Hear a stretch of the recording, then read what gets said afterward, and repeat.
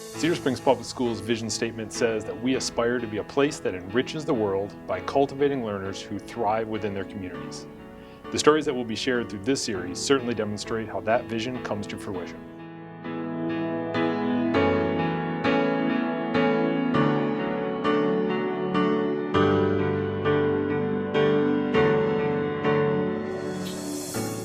Greetings from Bavaria. Hi Adien, hi Cedar Springs. My name is Captain Peter Noreen, or just Peter, and I'm here to answer a few questions in regards to this project that Adien's been working on.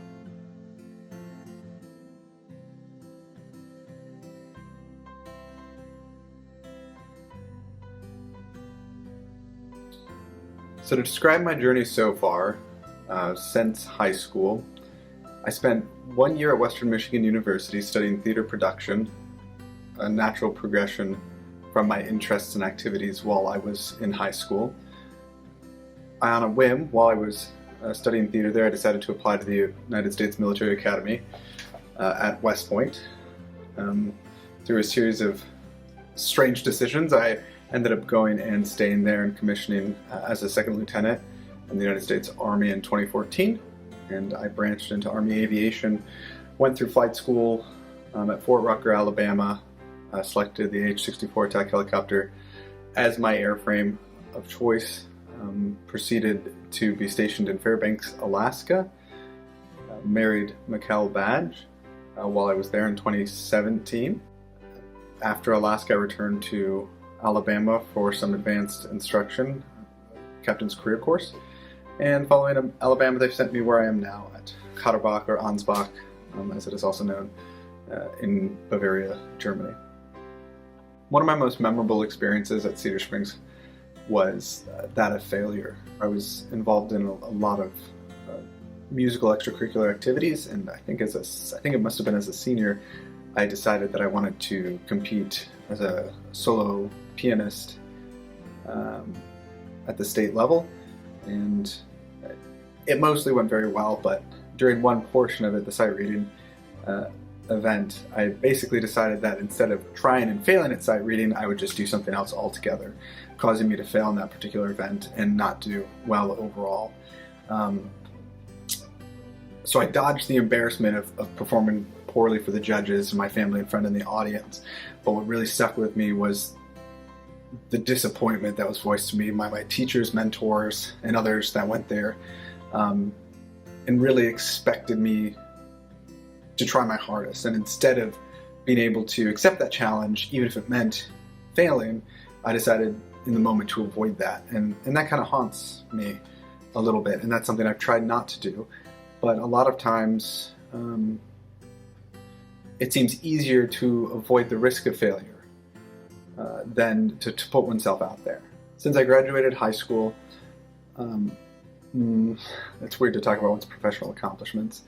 Obviously going into the Army, I was accepted into another school that way, commissioned as a second lieutenant, promoted kind of along the glide slope you'd expect from second to first lieutenant up to captain, got my branch of choice in aviation, got rated in an attack helicopter.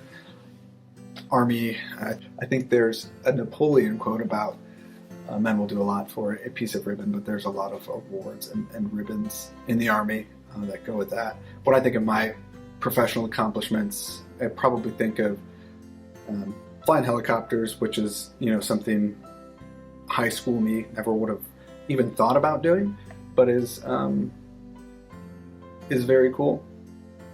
If I were to tell the high school version of myself anything, it's that think about a decision, make a decision, and learn to be happy with that decision.